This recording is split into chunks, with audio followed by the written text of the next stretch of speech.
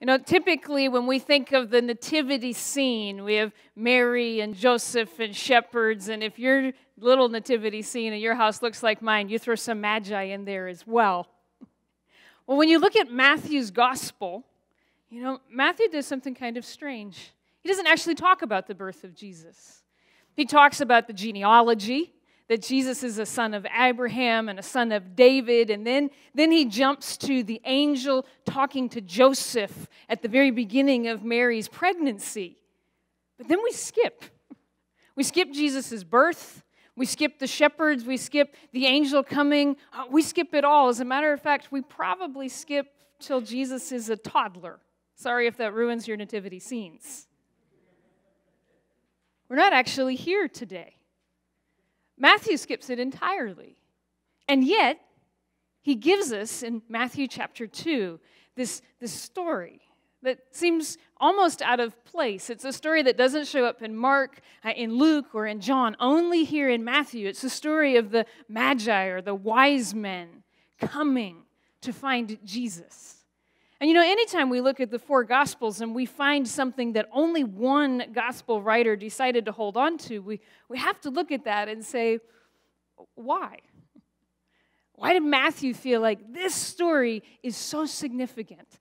Even maybe more so than shepherds and a birth itself.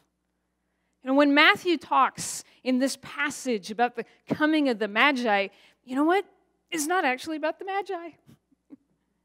It's about the one they're coming to.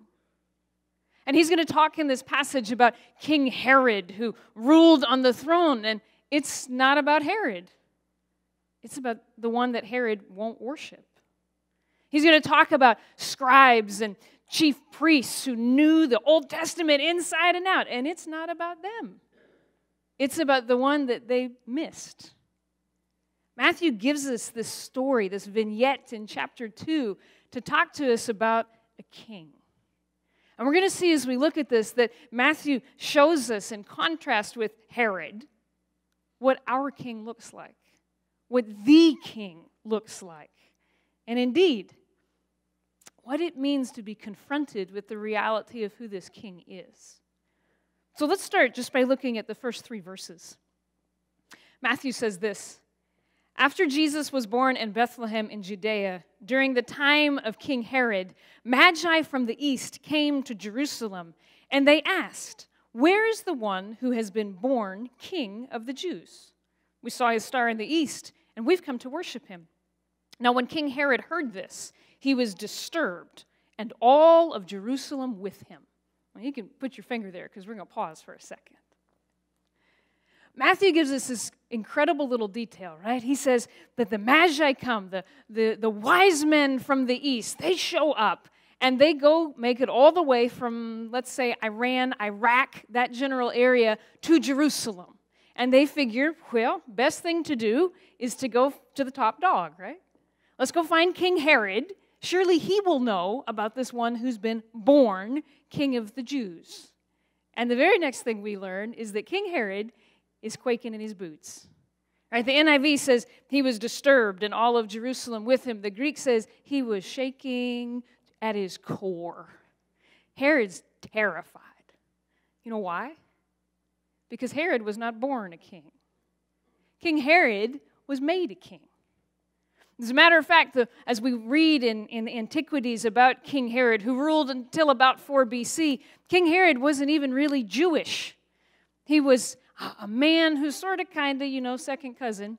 He ingratiated himself to Caesar Augustus. He was a great politician. And he got Caesar to be his best buddy. And through building projects, he tried to convince the Jewish people that they should accept him even though he had no right to be on the throne. Herod was made a king. But Matthew, who saves this passage for us, tells us one itty-bitty little detail, the only one that matters. The Magi show up and they say, "Where's the one who was born king?" Where's the one who simply by coming into this earth owns the right to sit on the throne? Now, in part, In part, we know that that is fulfilled from the beginning of Matthew's gospel, where Matthew traces Jesus' lineage from Abraham to King David, and from King David all the way down through Mary. Luke traces it through Joseph. They go out of their way to say he is a descendant of the king, which means he has the right to sit on King David's throne. In part, they're talking about some of the prophecies that we know from the Old Testament. We looked at one just a couple weeks ago in 2 Samuel 7, where the Lord says to King David, "One day you will have a son, and that son will be resurrected after you, and he will sit on the throne, and his kingdom shall never end." But even more than that, the Magi are coming, and they're standing in front of King Herod, who was made a king. And they're looking at Herod, and they're saying to, "Hey, you know what, Herod? There is one who is the king." He doesn't need anybody to appoint him as such. He doesn't need to butter any palms, or grease palms, rather, and butter anybody up and convince them that they ought to let him do this. As a matter of fact, he doesn't even have to have any followers or a country.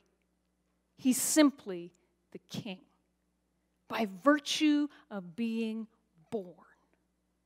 Do you know what that means?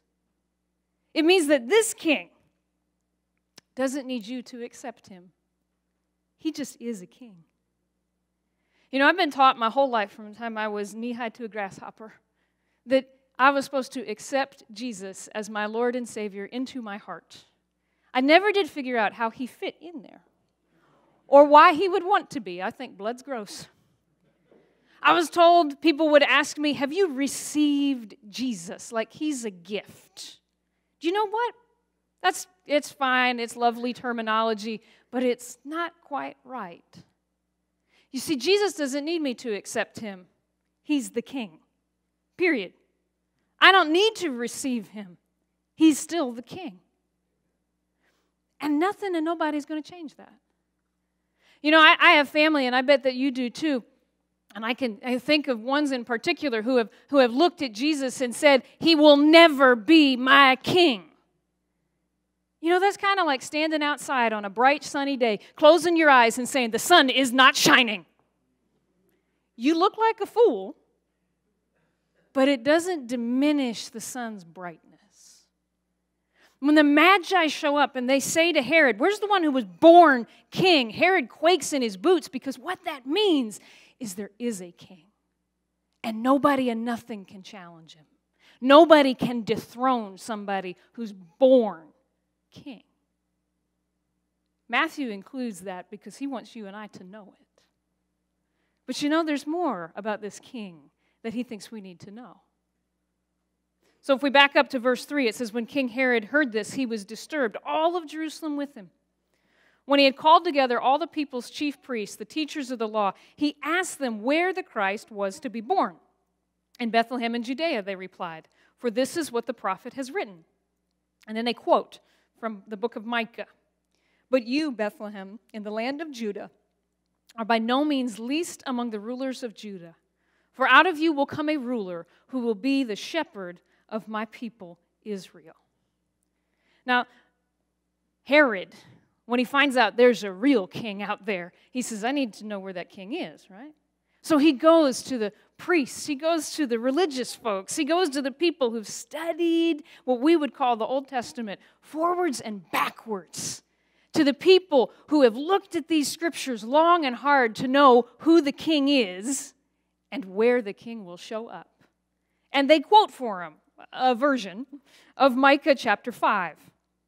If we read it in Micah, you would hear that it reads a little different. Micah 5 verse 2 says, "But you, Bethlehem Ephrathah, though you are small among the clans of Judah, out of you will come for me one who will be ruler over Israel, whose origins are from of old, from ancient times." You know, out of you will come a king who's always been the king. If you jump down in verse 4 of Micah 5, we would read as he describes that king, "He will stand and shepherd his flock in the strength of the Lord, in the majesty of the name of the Lord his God, and they will live securely, for then his greatness will reach to the ends of the earth, and he will be their peace. The scribes look back at Herod, and they're simply answering the question, well, you'll find the king in Bethlehem. You'll find him in King David's hometown, where kings ought to be born. But you know, they could have stopped there. And Matthew, when he was recording this narrative for us, he could have stopped there if the only thing he cared about was where the king would be. But Matthew added that detail, that it is in Bethlehem that will come a ruler who will be shepherd to the people of Israel. You see, Jesus, he is the king, period, an end of story. But he is also the shepherd king. In the Old Testament, God often uses the idea, the image of a shepherd when he's talking about what a king is supposed to look like. You know, he looks at King David, who had been a shepherd boy, and says, that's the best image there can be. That a king's job is to take care of his flock. Jesus uses this language about himself in John chapter 10 when he says, I'm the shepherd. I'm the good shepherd who comes to live with my sheep. In the Old Testament, the Lord describes the kings and he says, you're supposed to be shepherds. You're supposed to go and live with the sheep and care for them. You're supposed to take care of your people, those who are given into your care. Shepherd, it's your job to love them. It is your job to protect them. It's your job to fight the wolves off for them. And over again in the Old Testament, God will look at the kings in Israel and he will say, you are the worst shepherds there could be. Instead of caring for your sheep, you eat them. So the Lord will say in Ezekiel and in Isaiah, I'll do it. In the Old Testament, God says, a day is going to come when I'm going to be the shepherd. I'm going to be the king. I'll go down and do what no person has ever done. And there came this king. This toddler king, this king who was born king over the whole world. And this king, friends, he's a shepherd. He stands in stark contrast to King Herod. You know, Herod not only was made a king by Caesar Augustus, Herod was a despotic king. Herod was a tyrant. As a matter of fact, it has come down in antiquity attributed to Caesar, to Herod's buddy. That Caesar made a play on words that works well in Greek, not so hot in English, so let's give it a shot. If we were going to make it a play on words in English, Herod said something to the effect of, Caesar Augustus about Herod said, I'd rather be a sow in Herod's household than a son. Now, a sow is a pig, right? Now, Herod is sort of kind of Jewish, so a pig in his house is never going to get slaughtered. Sons in Herod's house did. Now, anytime Herod thought somebody was a threat to him, the people he's supposed to protect, his own boys, his own wives, he just had them killed. But this king, the one who is a king, the one who was born king, friends, he's the shepherd king. He's the king who has come to dwell with his sheep. That's what the incarnation tells us. That God took on flesh and he came to dwell among us. That he's the one who says, I've come to protect my sheep. As a matter of fact, Jesus would say that he had come to be the sacrificial lamb so that his sheep can live. And you know, this king, he's a really good shepherd. You know, part of a shepherd's job is to look at the not very bright sheep and protect them from the things that they think look very tasty and will kill them. It is a shepherd's job to guide the sheep out of the area where they want to go, where they're going to get stuck. It's the shepherd's job to come along to the sheep and comb through the wool, comb through their fur, so that they can look and say, is there anything in you that is damaged that needs to be healed? That's why Psalm 23 is so powerful, because it's about a shepherd that loves the sheep enough to care for them, to protect them, to tell them no, so they can be made safe. You know, that's your king. Yours is a king who is omnipotent, who is all-powerful, a king who frankly doesn't need you to receive him or accept him. He's still the king. But he's a good king. A king whose deepest and greatest desire is to sacrifice himself for us so that we might be his sheep, protected by him. There's one more thing about this king you and I need to know. Verse 7 says, "Then Herod called the Magi secretly. He found out from them the exact time the star had appeared, and he sent them to Bethlehem. He said, 'Go and make a careful search for the child. As soon as you find him, report to me, so that I too may go and worship him.' Now after they had heard the king, they went on their way, and the star they had seen in the east went ahead of them until it stopped over the place where the child was. When they saw the star, they were overjoyed. On coming to the house, they saw the child with his mother Mary. They bowed down, and they worshipped him.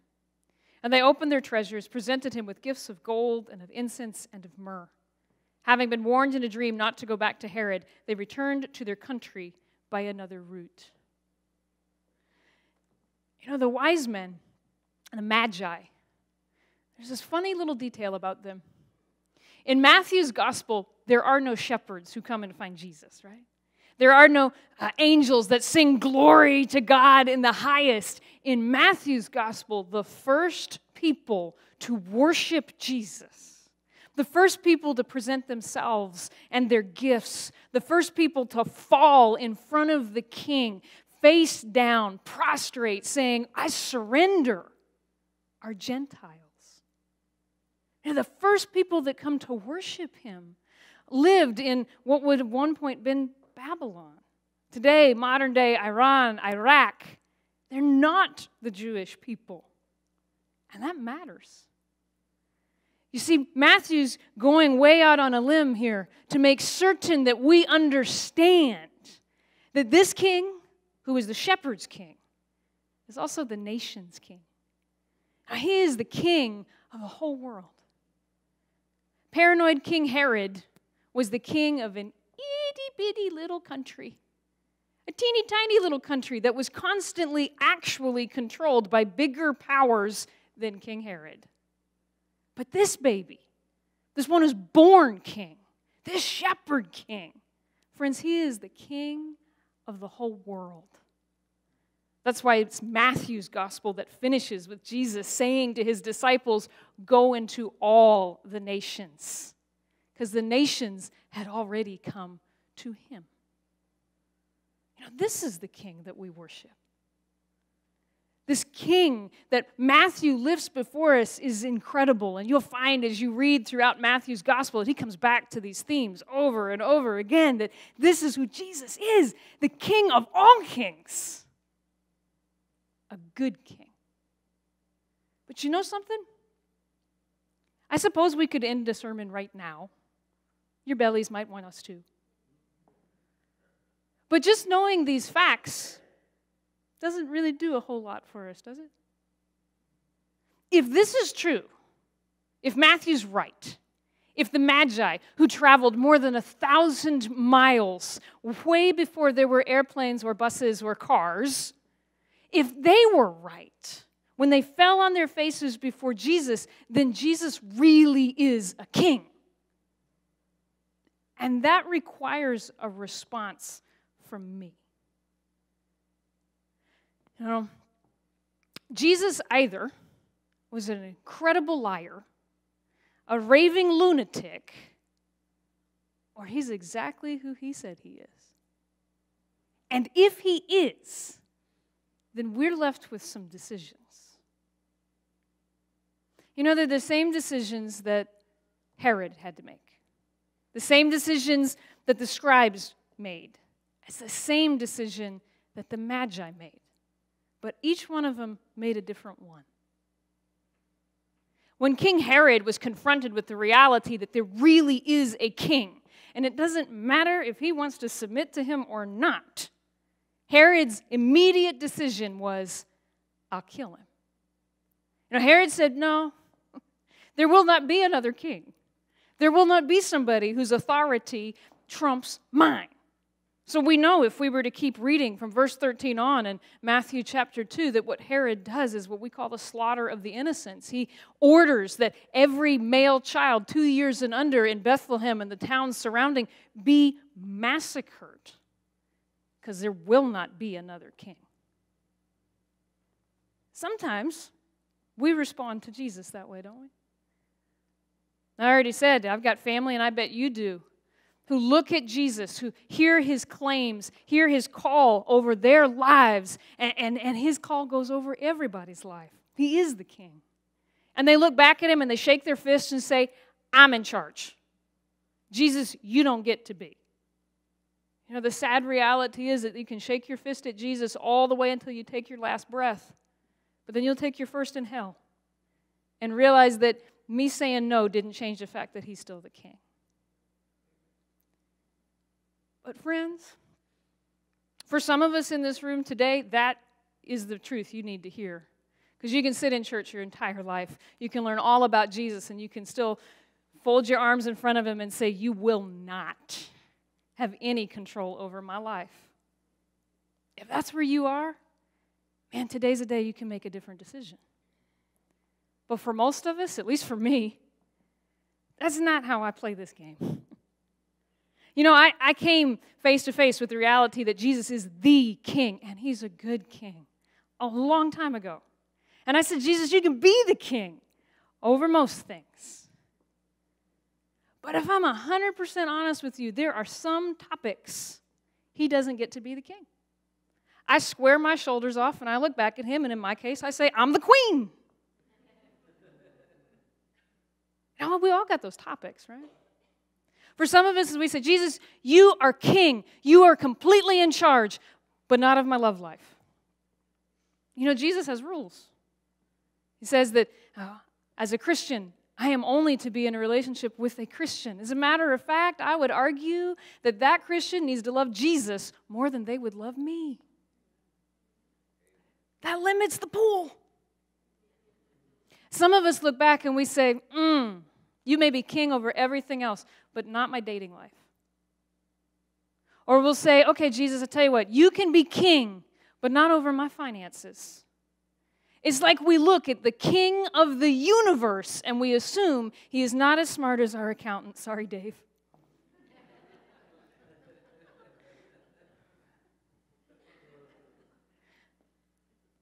We look at Jesus and we say, you know what? I really, really enjoy gossiping. It is the one joy of my life. I get on the phone and I tell everybody every little detail. Jesus, you can be king over everything except that. You know, I don't know what the topic is. Maybe it's forgiveness. Jesus, you're the king. You really are. And I would like you to forgive me. Thank you for doing it. But I cannot be expected to forgive this person the thing they did.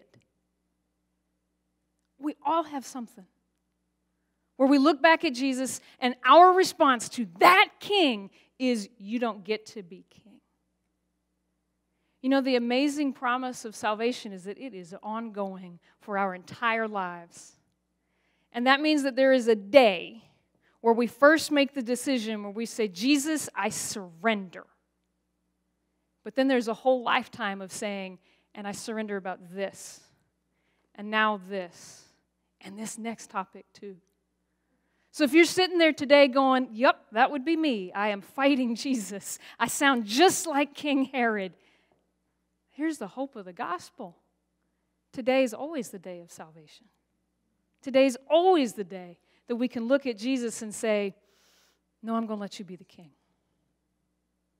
Some of us, friends, we respond to Jesus like, well, the chief priests and the scribes did. You know, every time I read this, I don't know, my brain just gets blown.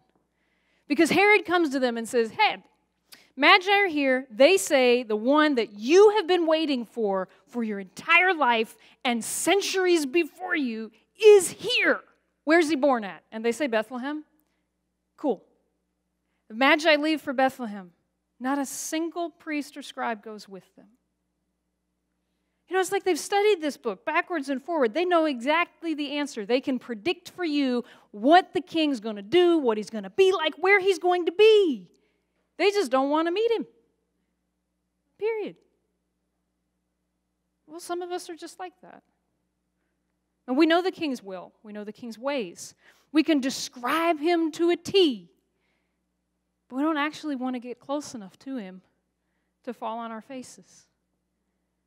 You know, some of the people who know the most about Jesus but know him the least are church folk. Because we've studied this so much. But we don't actually know the one it's about. 2019 would be a really amazing year to start changing how we respond to the King. Well, if that's where you're at, you say, I know everything about him, but I've never actually heard him. I don't think I've ever encountered him. When he shows up, I look at him and say, I'm sorry, you're not on the schedule today.